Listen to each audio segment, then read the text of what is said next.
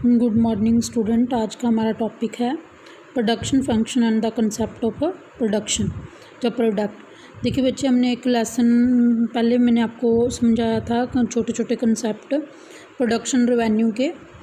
तो आज हम करेंगे प्रोडक्शन फंक्शन क्या होता है और कुछ बेसिक कंसेप्ट जो हैं प्रोडक्शन के। तो हम प्रोडक्शन की बात करें तो जैसे मैंने आपको पहले भी बताया था कि इनपुट को आउटपुट में बदलना, या कह सकते हैं कि कोई भी जो हमारे चार साधन है भूमि, पूंजी, श्रम, उद्यम और कच्चे माल का प्रयोग करते हुए किसी वस्तु या सेवा का प्रोडक्शन करना जो है प्रोडक्ट उत्पादन कहलाता है। प्रोडक्शन फंक्शन, देखिए बच्चे यहाँ भी शब्द फंक्शन आएगा, वो संबंध को बताता है। तो प्रोडक्शन फंक्शन क्या है? जो हमारे भौतिक साधन है भूमि, पूंजी, श्रम, उद्यम और उनसे कितना हमारा उत्पादन हुआ, भौतिक साधनों तथा भौतिक उत्पादन के बीच पाए जाने वाले जो फलनात्मक संबंध हैं उसको हम क्या बोलते हैं? उत्पादन फलन बोलते हैं। फर्म जो उत्पादन फलन है वो क्या बताता है? फर्म के उत्पादन तथा उत्पादनों के बीच का जो संबंध है उसको बताता है। जैसे Q x is the function of L and के। तो ये क्या है कि एक्स वस्तु का उत्पादन जो है वो किसके द्वारा होता है, किससे संबंधित है? लेबर और कैपिटल से संबंधित है। प्रोडक्शन फंक्शन की हम बात करें तो हमारे पास दो टाइम पीरियड होते हैं, शॉर्ट पीरियड और लॉन्ग पीरियड, अल्पकाल और दीर्घकाल। अल्पकाल का ऐसा टाइम होता है कि ऐसा बहुत थोड़ा समय जिसको हम कह सकते हैं जिसमें उत्पादन के कुछ साधन क्या होते हैं? स्थिर होते हैं। मान लीजिए हमारे पास भूमि है, हम उस भूमि पर प्रोडक्शन बढ़ाना चाहते हैं तो आपको पता है कि भूमि एकदम से हम नहीं बढ़ा सकते। क्या कर सकते हैं? उस पर लेबर ज़्यादा लगा सकते हैं, कैपिटल ज़्यादा लगा सकते हैं। तो अल्पकाल में क्या होता है कि उत्पादन के कुछ साधन जो है स्थिर होते हैं। उत्पादन में जो परिवर्तन किया जा सकता है वो केवल और केवल परिवर्तन साधनों में परिवर्तित करके किया जा सकता है। जैसे 40x, हम मानते हैं कि किसी x वस्तु के 40 क्विंटल उत्पादन किया, उसमें हमने 5 जो है लेबर की इकाइयाँ और 4 जो हमने पूंजी लगाई। अब हमने इस 40 से 50 करना है तो हम इसको कैपिटल हम मान के चलते हैं कि हमारा स्थिर साधन है, तो इसमें हम बढ़ोतरी नहीं कर सकते। हम क्या करेंगे? 5 से 7 लेबर को बढ़ाएंगे। लॉन्ग पीरियड, दीर्घकाल ऐसा समय होता है जिसमें सभी साधनों को परिवर्तित किया जा सकता है। हम कोई भी उत्पादन को बढ़ाना या घटाना चाहते हैं तो हम इसमें चेंज कर सकते हैं। सभी साधनों में परिवर्तन करके उत्पादन में परिवर्तन किया जा सकता है। जैसे मान लीजिए 40x वस्तुओं का उत्पादन किया हमने, 5 लेबर की कहीं और 4 कैपिटल की लगाई। अब 60 करना है तो हम दोनों को में ही चेंज कर सकते हैं। Q x the function of L and के। फिर हम बात करते हैं प्रोडक्शन। उत्पादन के प्रकार होते हैं बच्चे, ये हमने पीछे एक वीडियो में पहले भी डिस्कस किया था। Total production, marginal production, average production, TP, MP, AP. कुल उत्पादन, सीमांत उत्पादन, औसत उत्पादन। कुल उत्पादन क्या होता है कि एक निश्चित हमारे पास टाइम है, उस टाइम में हम जितनी वस्तुओं और सेवाओं का कुल मात्रा को प्रोड्यूस किया वो हमारा कुल उत्पादन होता है। मान लीजिए एक किसान के पास 1 हेक्टेयर भूमि है, उस पर श्रम की इकाइयों का प्रयोग करके जो है 10 क्विंटल गेहूँ पैदा करता है, तो ये एक श्रमिक का क्या होगा? कुल उत्पादन हो गया। मार्जिनल प्रोडक्शन क्या होता है बच्चे? मैंने पहले बताया था, यहाँ सीमांत या मार्जिनल शब्द आता है वो चेंज को बताता है।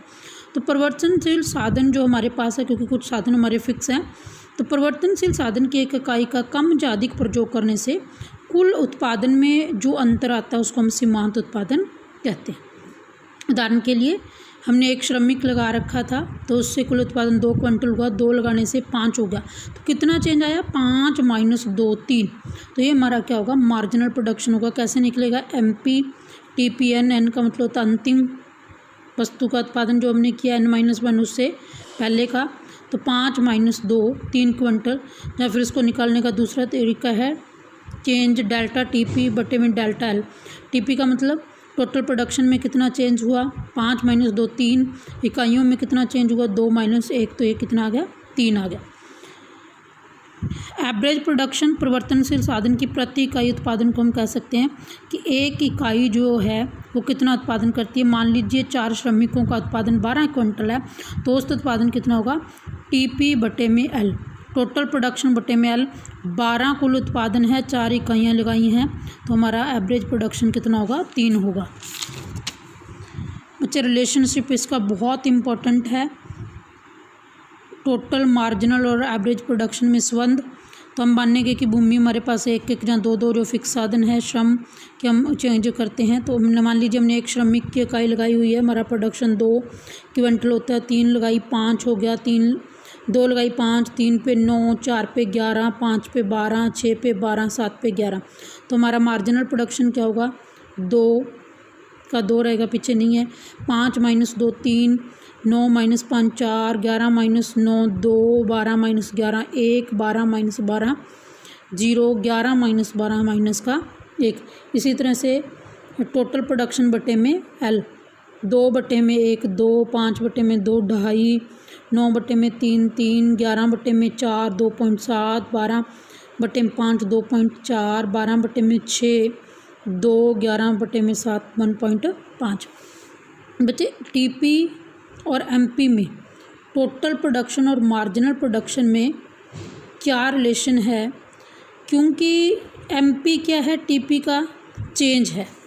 तो जिस तरह से टीपी में चेंज होगा एमपी में भी कमी जब वृद्धि वैसी होगी। तो जब टीपी बढ़ती दर से बढ़ता है, 2 से 5, 5 से 9 ज़्यादा चेंज हो रहा है तो एमपी बढ़ेगा, 2 से 3, 3 से 4। जब टीपी घटती दर से बढ़ता है, 9 से 11, 11 से 12, 2 1, तो एमपी क्या करेगा, घटेगा। जब टीपी मैक्सिमम होता है एमपी 0 होता है, जब ये घटना शुरू हो जाता है तो एमपी नेगेटिव हो जाता है। ये दोनों में रिलेशन रहेगा। इसी तरह से एमपी और एपी में क्या रिलेशन है, जब एपी बढ़ता है 2 से 2.5 3, तो एमपी भी बढ़ता है 2 3 4, परंतु एमपी के बढ़ने की दर एपी से क्या रहती है, ज़्यादा रहती है। देखो कम कम बढ़ रहा है, ये लगा ज़्यादा बढ़ रहा है। जब एपी घटना शुरू हो जाता है 2.7 2.4 2, तो ये क्या करना, एमपी भी घटेगा, परंतु इसके घटने की दर भी क्या रहेगी, ज़्यादा रहेगी। 4 से 2 होगा, 2 से 1 होगा, 1 से 0। परंतु एमपी 0 भी होता है, नेगेटिव भी होता है, परंतु एपी ना तो कभी नेगेटिव होता है और ना ही कभी शून्य होता है। और इन दोनों का अनुमान जो है हम टोटल प्रोडक्शन से लगाते हैं। तो आप इसका रिलेशन का डायग्राम बनाओगे। डायग्राम बनाने के लिए आप एक तरफ वेरिएबल फैक्टर जो हमारा लेबर है 1 2 3 4 5 6, इसके बिल्कुल नीचे आप जो है मार्जिनल प्रोडक्शन और एवरेज प्रोडक्शन का बनाओगे। 1 पे 2 जो हमने तालिका ली है, 2 पे 5, 3 पे 9, 4 पे 11, 5 पे 12, 6 पे 12 और 7 पे 12। ये रिलेशन हमें दिखना चाहिए। ये देखो पहले ये बढ़ रहा है 9 तक, बढ़ती दर से ये बढ़ रहा है, फिर ये कम होना शुरू हो गया है। जब वो मैक्सिमम है ये 0 है, और जब वो घटना शुरू हो गया तो ये ऋणात्मक हो गया। इसी तरह से एवरेज प्रोडक्शन, मार्जिनल प्रोडक्शन बढ़ रहा है, एवरेज प्रोडक्शन भी बढ़ रहा है, परंतु मार्जिनल की बढ़ने की दर ज़्यादा है। फिर वो गिरना शुरू हुआ तो मार्जिनल प्रोडक्शन भी गिरना शुरू हुआ, परंतु ये ज़्यादा गिर रहा है, ये 0 और नेगेटिव हो गया, परंतु ये 0 या नेगेटिव नहीं होगा।